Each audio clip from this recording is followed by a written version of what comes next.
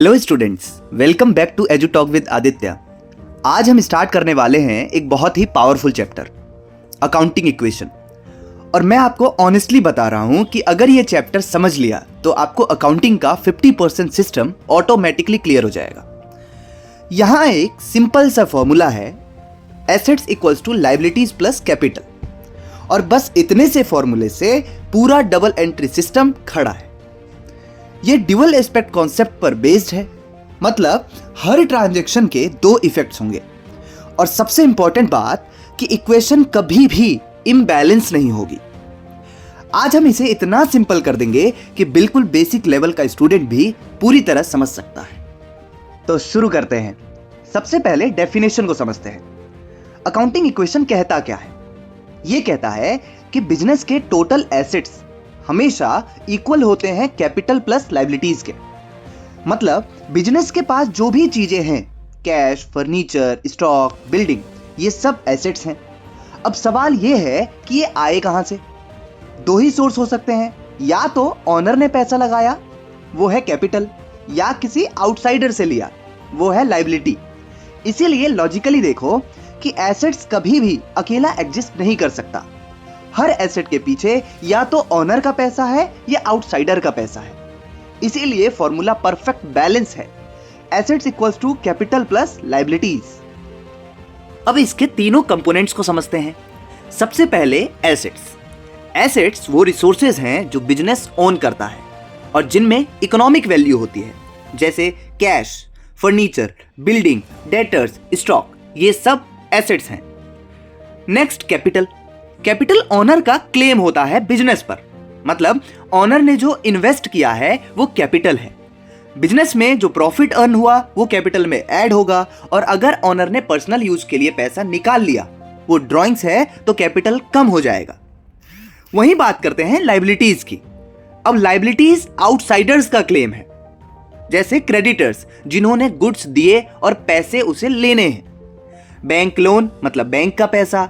Bills payable जो हमें future में पेमेंट करनी है, फ्यूचर पेमेंट ऑब्लिगेशन है वो हमारे लिए। अब इस रिलेशन को फील करो कि बिजनेस के पास जो भी एसेट्स हैं वो कैपिटल और लायबिलिटीज का टोटल ही होगा। नेक्स्ट है अकाउंटिंग इक्वेशन के इंपॉर्टेंस। तो सबसे पहला, बैलेंस शीट इसी फॉर्मूले पर बेस्ड है। अगर अकाउंटिंग इक्वेशन क्लियर नहीं है तो बैलेंस शीट कभी भी मैच नहीं होगी। सेकंड, ये मैथमेटिकल एक्यूरेसी इंश्योर करता है। अगर इक्वेशन बैलेंस नहीं हो रही तो एंट्री कहीं ना कहीं गलत है। थर्ड, ये एरर्स डिटेक्ट करने में हेल्प करेगा, मतलब अगर कहीं मिसमैच है तो तुरंत पता चल जाएगा कि कुछ ना कुछ एरर्स हुए हैं। फोर्थ, ये ड्यूअल एस्पेक्ट कॉन्सेप्ट मेंटेन करता है क्योंकि इसके दो एस्पेक्ट है। और लास्ट, ये बिजनेस का पूरा फाइनेंशियल स्ट्रक्चर शो करता है। इसीलिए ये सिर्फ एग्जाम का चैप्टर नहीं, ये अकाउंटिंग का पूरा बेस सिस्टम है। अब आते हैं सबसे इंपॉर्टेंट पार्ट पर, ट्रांजैक्शंस का अकाउंटिंग इक्वेशन पर क्या इफेक्ट पड़ेगा। यहां हमें रटना नहीं है, सिर्फ लॉजिकली सोचना है। चलो शुरू करते हैं। सबसे पहला एग्जांपल है ऑनर इंट्रोड्यूस्ड कैश। मतलब बिजनेस में पैसा आया, पैसा बिजनेस के पास आया और कैश एक एसेट है, तो एसेट बढ़ गया। अब सवाल, पैसा आया कहां से? तो पैसा आया है ऑनर से, और ऑनर का पैसा बिजनेस में इन्वेस्ट हुआ, मतलब कैपिटल बढ़ गया। तो यहां पर एसेट भी इंक्रीज हुआ एंड कैपिटल भी इंक्रीज हुआ, इसलिए इक्वेशन बैलेंस है। दूसरा एग्जांपल है purchase goods on credit. Business ने गुड्स परचेज किए और पेमेंट अभी नहीं की क्योंकि क्रेडिट पर लिया।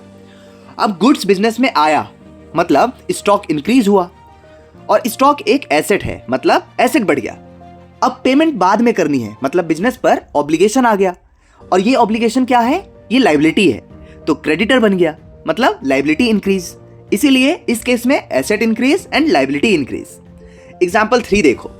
यहां बिजनेस ने रेंट पे किया, कैश गया बिजनेस से, और कैश एक एसेट है, मतलब एसेट डिक्रीज हो गया।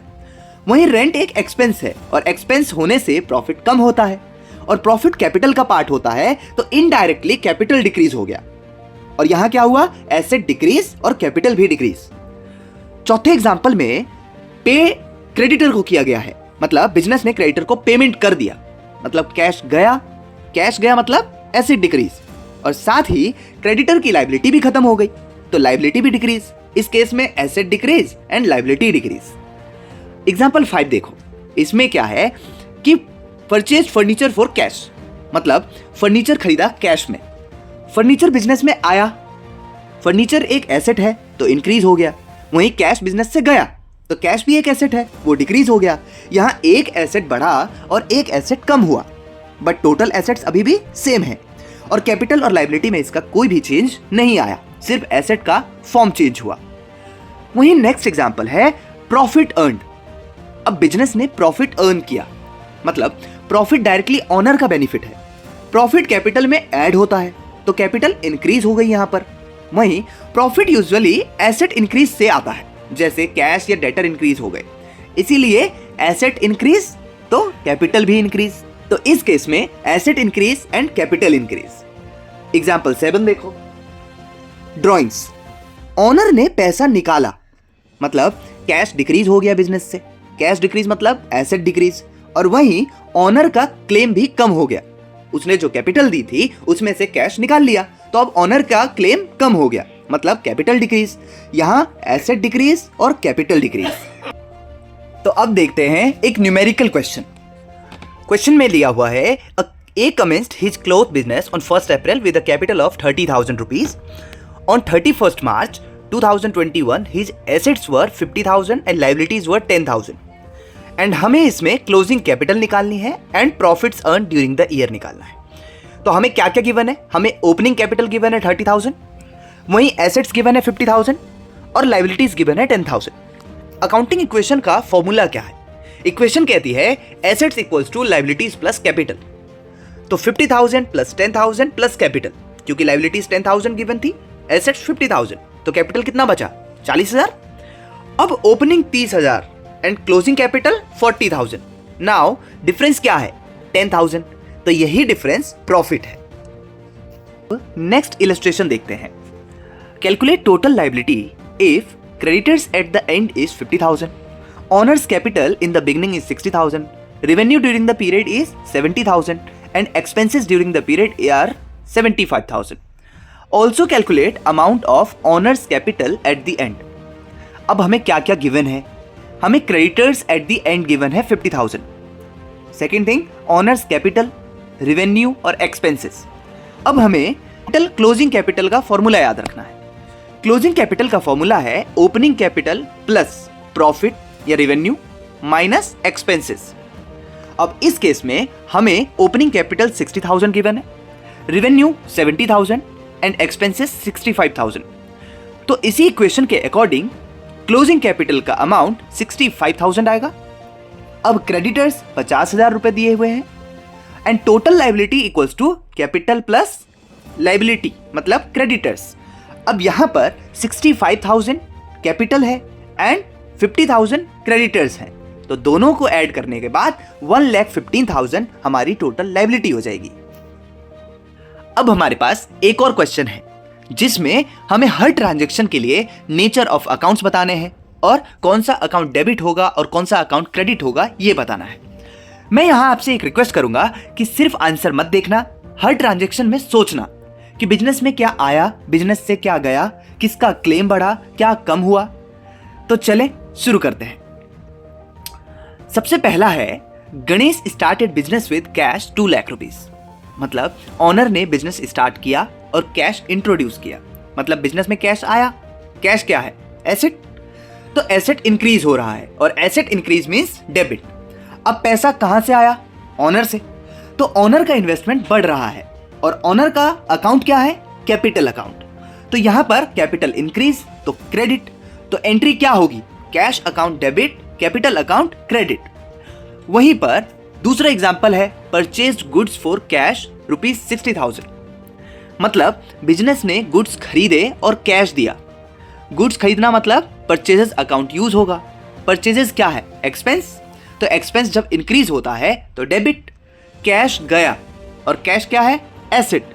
तो एसेट डिक्रीज होने पर क्रेडिट। तो यहां पर purchases account debit, cash account credit. अब नेक्स्ट क्वेश्चन है sold goods for cash rupees 75,000।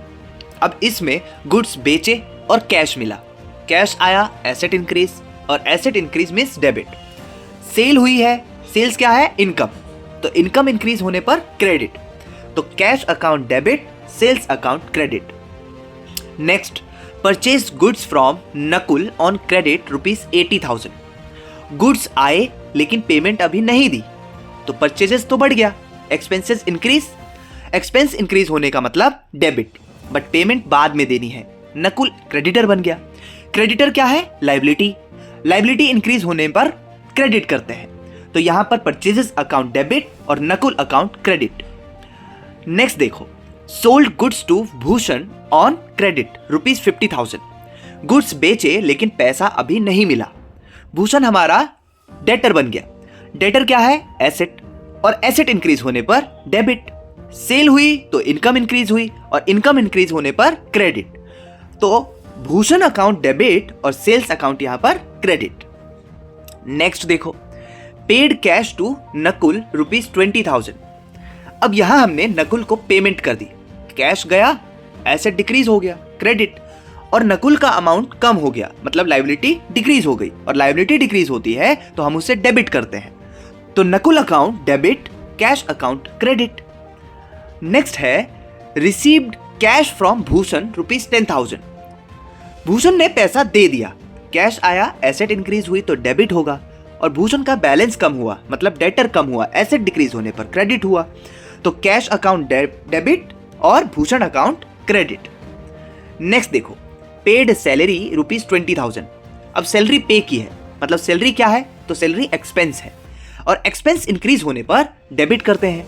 Cash गया मतलब एसेट डिक्रीज हुआ, और एसेट डिक्रीज होने पर क्रेडिट करते हैं, तो सैलरी अकाउंट डेबिट और कैश अकाउंट क्रेडिट। तो स्टूडेंट्स, अगर आपने ध्यान दिया होगा तो हर ट्रांजैक्शन में सिर्फ 3 चीजें सोची, अकाउंट का टाइप क्या है, और इंक्रीज हो रहा है या डिक्रीज, और रूल अप्लाई कर दिया। तो दोस्तों, आज हमने अकाउंटिंग इक्वेशन कंप्लीट समझ ली, definition, components, importance, effects of transactions और इलस्ट्रेशंस भी। अगर ये चैप्टर क्लियर है तो जर्नल एंट्रीज आपको बहुत इजी लगेंगे। अगर वीडियो हेल्पफुल लगा हो तो लाइक जरूर करें और चैनल को सब्सक्राइब करें। मैं हूं आदित्य और आप देख रहे थे एजुटॉक विद आदित्य, कंफ्यूजन से क्लैरिटी तक। मिलते हैं नेक्स्ट वीडियो में।